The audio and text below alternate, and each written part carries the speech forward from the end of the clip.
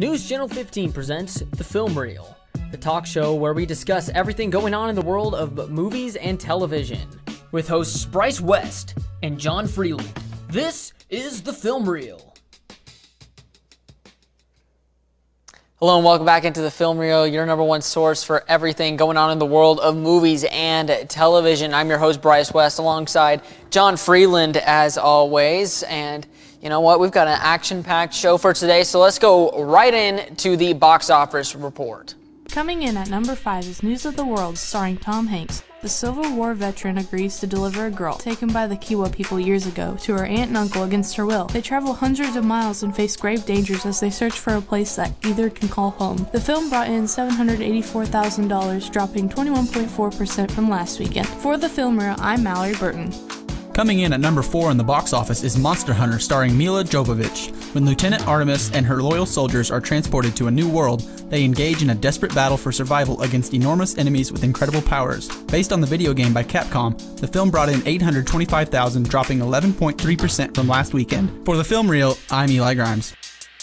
Coming in at number 3 in the box office is Wonder Woman 1984, starring Gal Gadot and Chris Pine. Diana must contend with a work colleague and businessman whose desires for extreme wealth sends the world down a path of destruction. After an ancient artifact that grants wishes goes missing, the film brought in $1.6 million, dropping 38.5% from last weekend. For The Film Reel, I'm Branson Beard.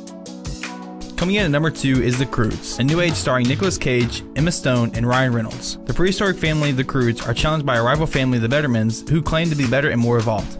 The film brought in $1.8 million, rising 10.2% from last weekend. For The Film Reel, I'm Drew Poughton.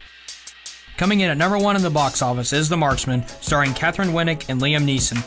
A rancher on the Arizona border becomes the unlikely defender of a young Mexican boy desperately fleeing the cartel assassins who pursued him into the U.S. The film brought in $2 million, dropping 34.6% from last weekend. For The Film Reel, I'm Kyler Gaiman.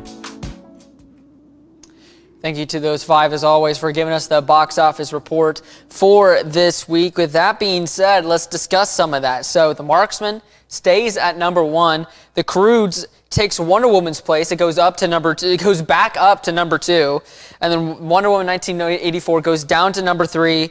Monster Hunter stays at 4, and News of the World goes from 3 to 5, it looks like. So, some very interesting numbers there. John, what are your thoughts? I mean, we see Wonder Woman 1984 steadily declining. It doesn't look like it's going to have the longevity as we initially predicted on. So, John, what are your thoughts on that? I feel like the reason it is dropping so much is because it's released on both like theaters and streaming platform, which I think just like makes sense on why I wouldn't do as much as stuff that is exclusive or costs more to watch out of theaters. Right. Like, yeah, and they're not doing something like what Disney Plus is doing, which I'm sure we're going to talk about here later on in the show, where they're doing.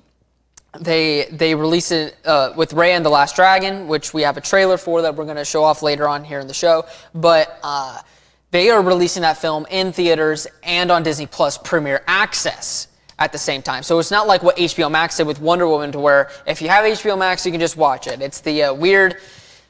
I'm just going to keep it at weird. I'm going to save the rant. If you want to watch my Disney Plus Premier Access rants, you can look at a previous episode. But you pay $30 on top of your already existing subscription. Are they still doing $30? Yes, I'm pretty sure. I haven't heard otherwise, so I'm assuming it's still $30. You pay $30 on top of your already existing Disney Plus subscription service, and you're basically paying to watch the movie early, and then the movie will come out free for everybody else like only a couple months later. You can decide for yourselves if that's worth it, but, you know, yeah, it's going to be interesting to see what a movie like Raya and the Last Dragon does in the box office, because while, yes, it is releasing on theaters and Disney Plus at the same time, it's going to be a little different because you still have to pay an extra premium to get the movie that you won't even own. You know, you're paying $30 for the movie to watch it on Disney Plus, and you won't even own it, whereas most digital copies that you can own are $20. You know, so it's going to be interesting to see how the box office goes on for something like that with the whole streaming hybrid kind of thing. We saw with Disney Pixar's Soul. They released it on Disney Plus, but only Disney Plus, and they didn't do the Premier Access, baloney, So, I mean, they're definitely trying a lot of different things here. So I'm definitely intrigued to see what kind of happens with the box office going forward with these sort of streaming and theatrical releases coinciding with each other. So we'll just have to wait and see on that one. Speaking of streaming, this is a big one. Zack Snyder's Justice League has finally announced its official release date. The highly anticipated director's cut of the 2017 film is coming out March 18th of this year. Wow, wow, wow. People have been waiting years for this. There have been campaigns to make this happen, because of the behind-the-scenes drama that happened behind the original Justice League. There was the Snyder Cut movement, and now we are getting the movie that was intended to be made. Zack Snyder's Justice League comes out this March officially now. John, I mean, people have been asking for this. This is like probably one of the first times that the fans have almost forced a studio to make a movie. Definitely a wild situation, but I mean, definitely very warranted. Just some backstory here. Zack Snyder was the director of the film, and then they were getting ready to do reshoots. However, his daughter tragically passed away, and then all of a sudden he was just replaced with another director, So it seems like the studio was using the Snyder family's tragedy to kind of push Zack Snyder off to the side, and bring in Joss Whedon, known for directing the first two Avengers films. And then there was apparently some misconduct with Whedon behind the scenes. And so, that was just a big mess behind the scenes. And so the fans were demanding, Warner Brothers, let's make the movie that was supposed to be made. Zack Snyder wanted to make this movie, let him finish it. Let him do his vision. And it's coming out March 18th. So, John, what are your thoughts on this? This has never happened before in Hollywood, not to this extent, with the whole social media era now. So what are your thoughts? When I heard director's cut, I thought they were just going to add a couple more scenes, but because I didn't hear much about this prior, but that sounds like it's going to actually be a better movie. Yeah, no, it's going to be like the first one was not good. It's going to be almost a completely different movie. They've shot new scenes.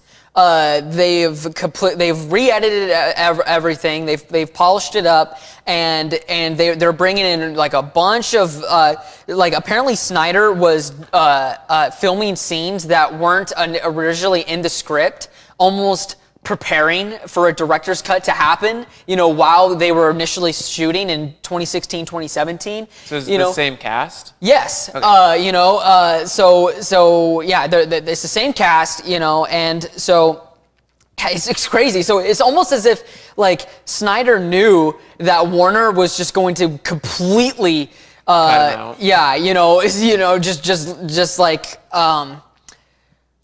for lack of a better term, they're going to completely screw him, and so so he almost saw the ship sinking, and so he was literally filming extra scenes that weren't in the script or supposed to be filmed, almost preparing for a director's cut like this. So yeah, from what I'm hearing, it's basically a completely different film.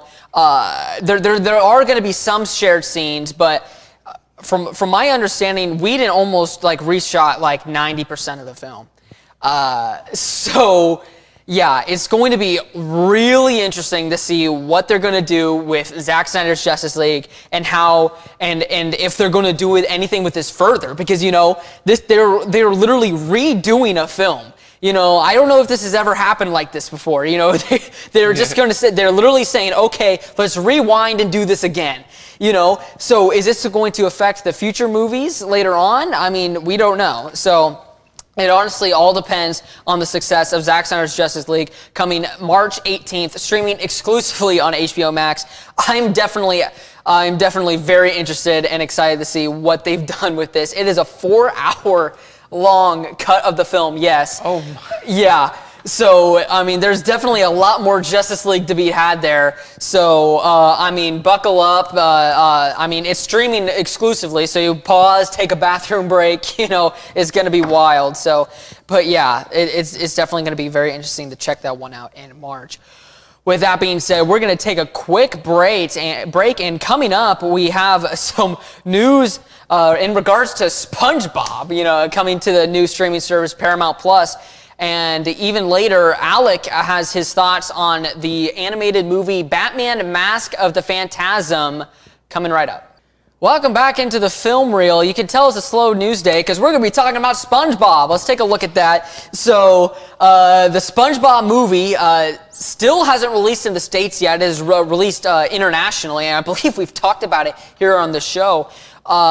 But it is releasing on Paramount Plus for people to watch here in the States. And then also coming exclusively to Paramount Plus is the Camp Coral spin-off. It's like almost a kind of like a Muppet Babies style kind of thing with SpongeBob. It's like the younger SpongeBob characters at like camp or something like that.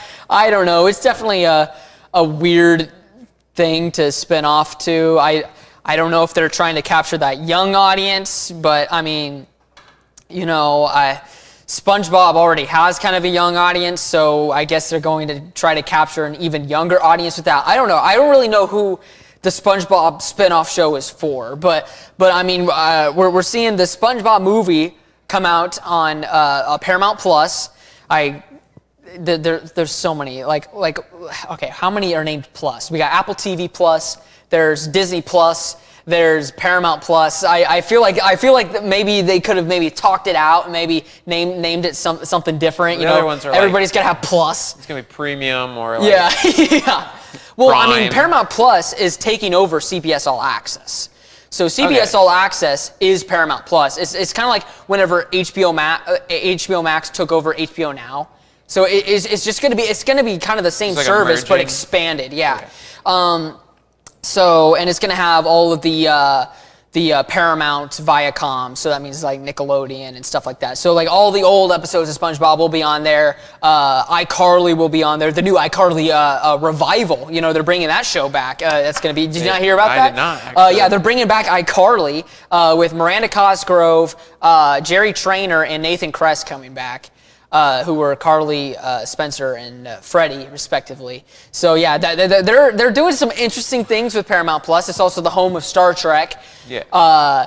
So yeah, I mean, I'm excited for it. It's just kind of weird what they're doing with SpongeBob. I don't really know what the point of this is. Why was SpongeBob not released in the States if it was released internationally? I don't know. I mean, maybe I have a feeling it probably has something to do with Paramount Plus, since it doesn't come out till March. I feel like maybe that they were waiting for the launch of Paramount Plus so they could sell the movie with the service, because the movie has been done and out places for a while. I believe it released on Netflix in some international markets. It released in some theaters here in the States because we were talking about it for a while. You know, so, but it wasn't like an official release. I don't really know. This is the third SpongeBob movie, and it has the weirdest release ever. You know, I mean, obviously, like COVID has a lot to do with that, but this is just like all kinds of weird because it's come out, but it also kind of hasn't. It's coming out exclusively on Paramount Plus, but technically, some theaters here have already had it, right? Because we were talking about it. I mean, these box office reports are just for the U.S. Yeah. So these aren't worldwide. These are only domestic numbers. So that means some theaters have played it. So I don't. Is it Paramount Plus exclusive? Is it not? I don't know. But I mean, regardless, the majority of people are going to end up viewing it on Paramount Plus. So that's going to be interesting. It seems like it's going to be launching with the service.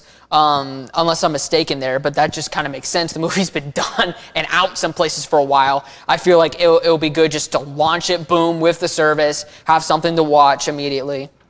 And as for the SpongeBob spin-off, the young, well, I don't know, what are your thoughts on that? I don't know. I feel like they're just trying to create more SpongeBob. Yeah. Yeah, you know, I mean, we'll see. I mean, it's funny. I just don't really know who it's appealing towards, because I would say younger kids, but I would argue that the original show is appealing to younger kids. Yeah. I mean, there are some adult jokes in their places, but I mean, really, it's a kid's show, so I don't know. Definitely, it could just be making like a next generation of SpongeBob. The next generation, but like the opposite, like the beginning generation or whatever, or like whenever they're kids. A pre-sequel. Yeah. Well, you mean a prequel? Yeah, prequel. There's an actual word for that, John. Misspoke. Come on. Anyway, so yeah. Well, with that being said, we're going to take another quick break, and after this, some more interesting news than SpongeBob. Alec has his thoughts on the animated movie. It's sort of underrated. Not a lot of people talk about it, but Batman Mask of the Phantasm coming up. More of the Film Reel with Alec Vaughn. Hi everyone, welcome back to the Film Reel here on News Channel 15. I'm Alec Vaughn, and for last week I talked about my top 5 favorite Batman movies, and I put Batman Mask of the Phantasm as number 1. So for this week I decided to do something different. This week I'm going to talk about the movie itself a little more to try something different.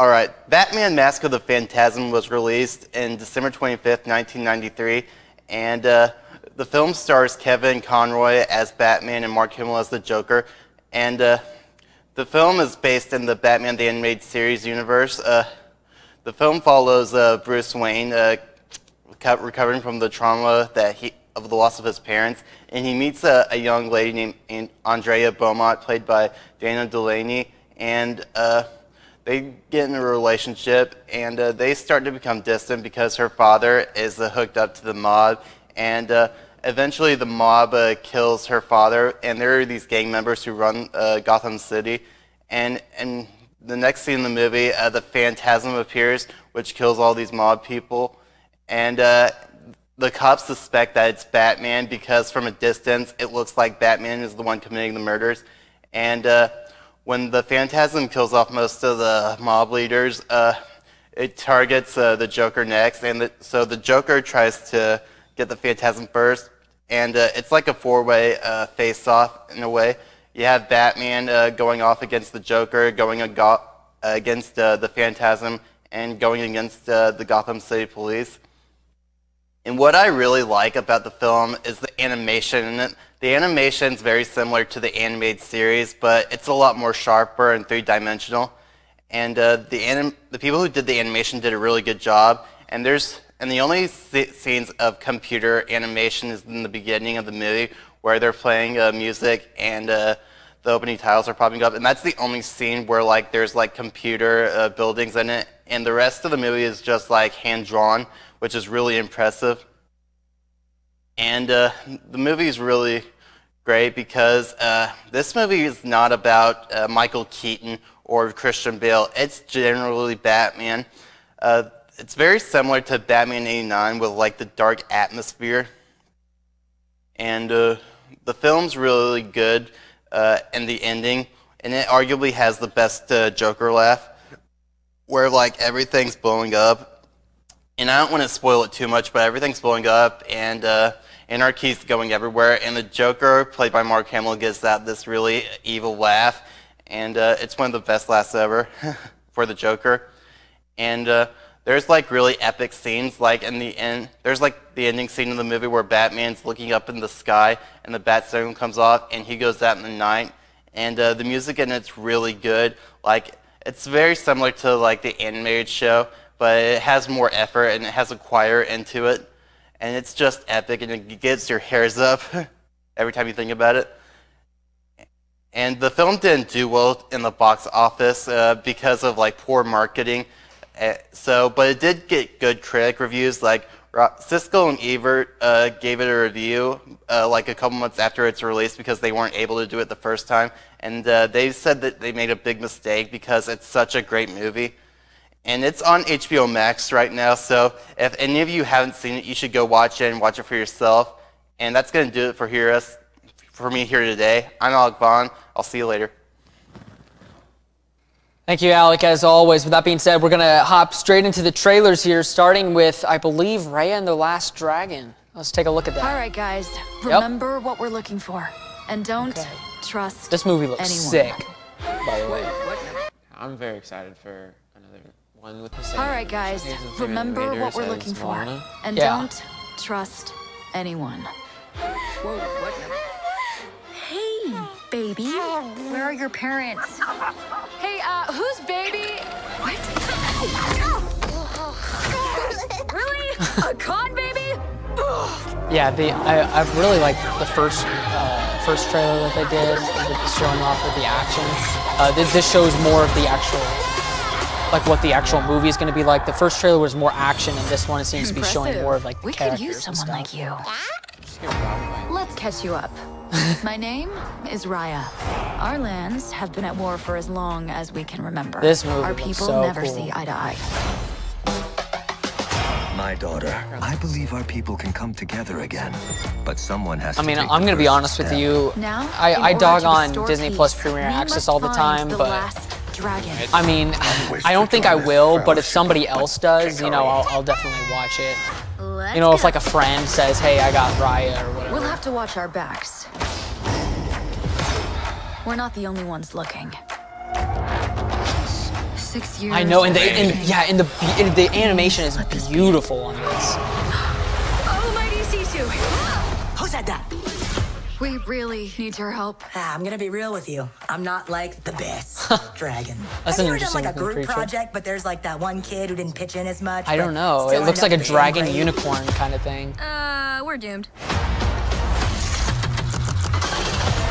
You and the dragon are coming with me. My sword here says we're not. Yeah, this. I mean, the animation. Like, I don't know if I've seen a single animated movie that looks this gorgeous before. The world's broken. You can't trust anyone. Maybe it's broken. But Yeah, you this don't looks trust so anyone. cool. You just have to take the first step. Well, if you want to get Disney Plus Premier Access, so I don't have to. Invite you over? Yeah.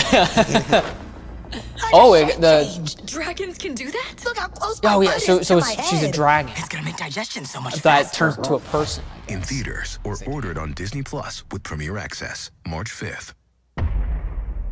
Okay, now moving on to Godzilla versus Kong. This is our only chance.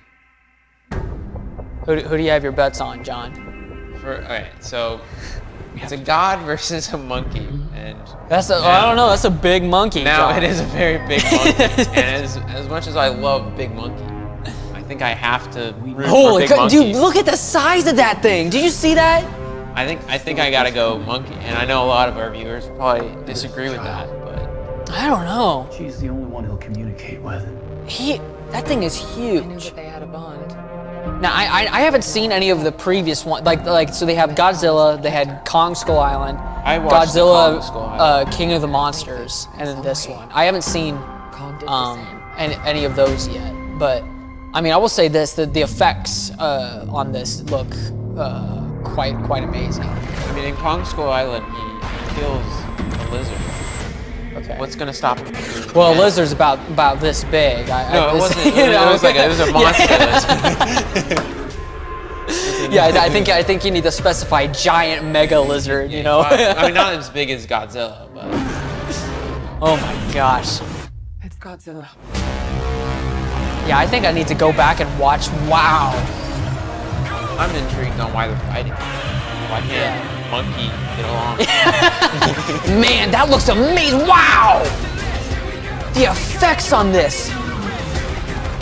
Holy smokes! Man, I think I want to watch that just for the effects alone. Both of these movies that we're showing today are absolutely stunning. There's something provoking him that we're not seeing here. I'm of the same opinion.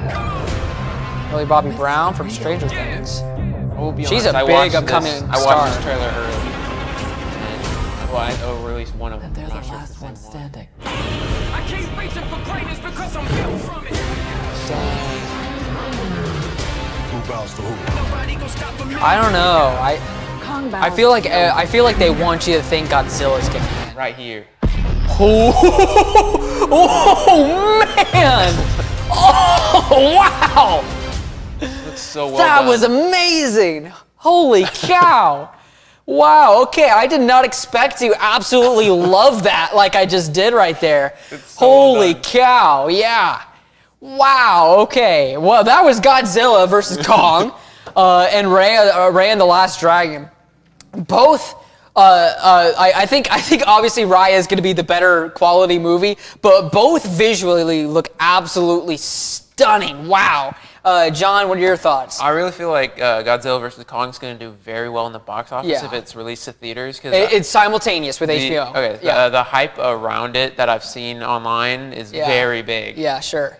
Because everyone's fighting about whether Godzilla or the monkey will win. Yeah, no, I mean, look, I think this is probably going to be a very interesting film, to say the least. I am kind of looking forward to it now. I didn't expect to be saying that. I mean, that trailer was amazing. Wow.